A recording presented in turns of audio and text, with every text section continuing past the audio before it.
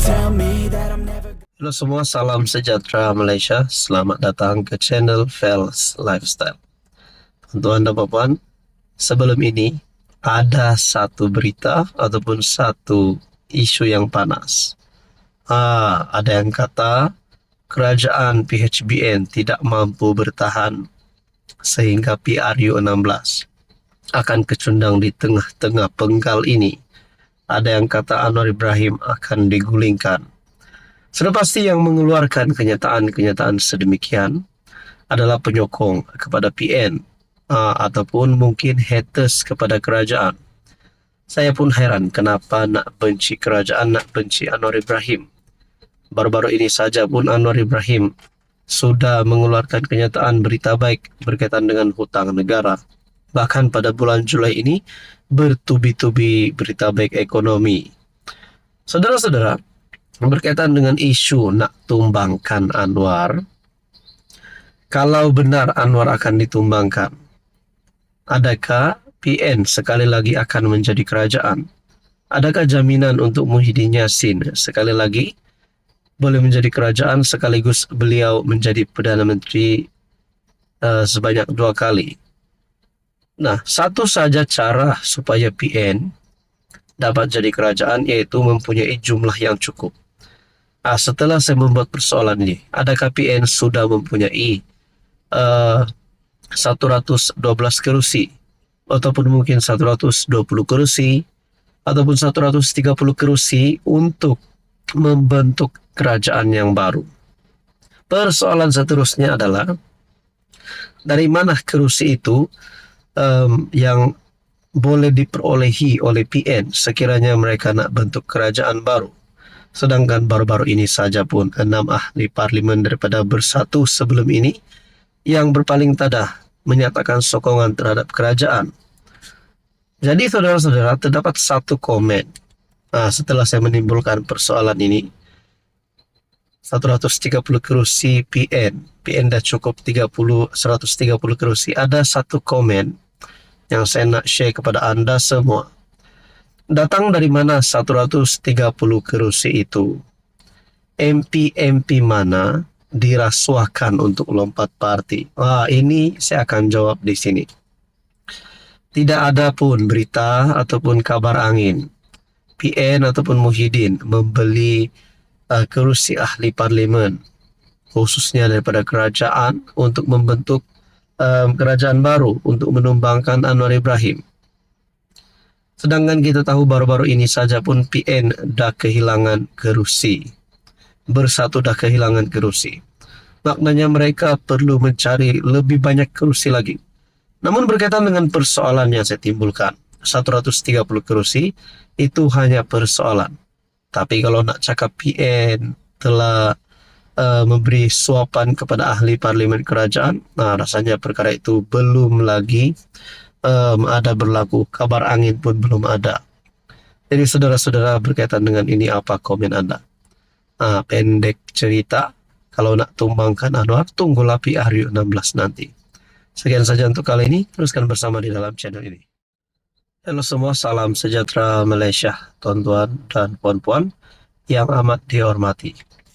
Saudara-saudara, ini satu keputusan mahkamah yang pasti mengejutkan Muhyiddin Yassin sebagai seorang ahli politik yang pernah menjadi Perdana Menteri.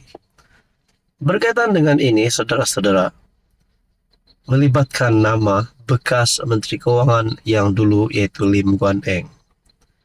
Ini adalah satu isu yang mengaitkan kedua-dua pemimpin ini, Muhyiddin Yassin dan Lim Guan Eng. Berkaitan dengan pengecualian cukai Yayasan Al-Bukhari. Rupanya ini pendedahan terbaru daripada peguam Lim Guan Eng. Adakah dengan ini Muhyiddin bakal kalah ataupun terpelanting? Kita nantikan. Pengecualian cukai Yayasan Al-Bukhari dibatalkan masa Muhyiddin jadi Perdana Menteri, menurut peguam Lim Guan Eng. Mahkamah Tinggi di sini hari ini bertarik 15 Julai diberitahu bahwa isu pembatalan pengecualian cukai kepada Yayasan Al-Bukhari berlaku ketika Tan Sri Muhyiddin Yassin menjadi Perdana Menteri. Peguam Guok Ngek Siong yang mewakili bekas Menteri Keuangan Lim Guan Eng berkata surat yang dikeluarkan dan ditandatangani pengerusi yayasan itu, Tan Sri Syed Mokhtar Al-Bukhari, pada 5 Februari 2021 menunjukkan gambaran yang jelas. Berhubung perkara berkenaan. Ngek Siong berkata demikian melalui pernyataan pembukaan dalam kes saman Guan Eng terhadap Muhyiddin yang didakwa mengeluarkan 3 kenyataan fitnah membabitkan isu pembatalan pengecualian cukai ke atas yayasan berkenaan pada 9, 11, dan 12 Mac tahun lalu melalui laman Facebook milik ahli parlimen Pago itu. Menurut peguam itu, perkataan yang digunakan Syed Mokhtar dalam surat berkenaan adalah sangat jelas, yaitu baru-baru ini yang hanya boleh bermaksud ia berdasarkan pada tarikh 5 Februari 2021. Ia hanya boleh bermakna bahwa pembatalan itu sememangnya berlaku ketika defendant yaitu Muhyiddin menjadi PM. Surat daripada Tan Sri Syed Mokhtar itu tidak menyatakan plaintiff Guan Eng atau kerajaan PH yang jatuh pada akhir Februari 2020 disebabkan langkah Sheraton, yang mana defendant memainkan peranan penting bersama beberapa MP lain meliputi Datuk Seri Muhammad Azmin dan Datuk Zuraida Kamarudin sebagai orang yang bertanggung jawab dengan pembatalan terbabit. Walau apapun dokumen akan dikemukakan di mahkamah, juga akan menunjukkan tidak ada satu pun bukti atau dokumen boleh membuktikan bahwa plaintiff yang menyebabkan pengecualian cukai yang diberikan kepada Yayasan Al-Bukhari dibatalkan, katanya.